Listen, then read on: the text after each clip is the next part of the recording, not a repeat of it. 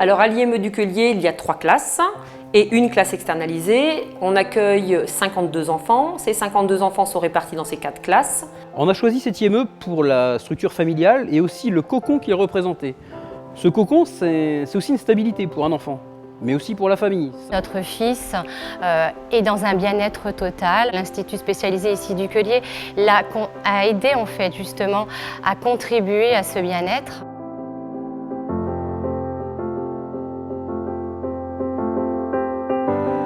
Il faut bien comprendre que dans un IME, les enfants ne progressent pas de façon linéaire. Ils ont besoin d'enseignement toute leur scolarité. Ce qui veut dire que nous, on s'adapte à leur rythme, on s'adapte à leurs compétences. Donc on essaye de leur donner le maximum de scolarité possible tout au long de la journée. Il faut les suivre individuellement et de toute façon on fonctionne par projet individualisé. Nos enfants, il faut savoir qu'ils ont besoin d'être accompagnés. Nicolas a besoin de plus de temps pour apprendre. Quelque chose qui pourrait mettre 10 minutes pour un enfant, il lui faudra peut-être une journée ou une semaine pour l'apprendre.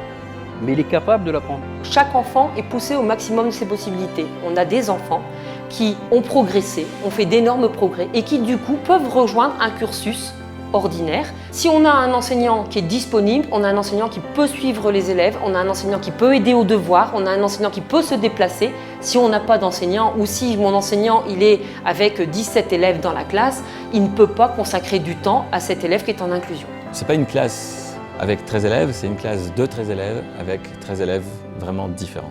Et donc s'il y a trop d'enfants comme ça, qui vont trop nous solliciter, ça va devenir très difficile pour eux puisqu'ils vont avoir aussi moins de temps de classe.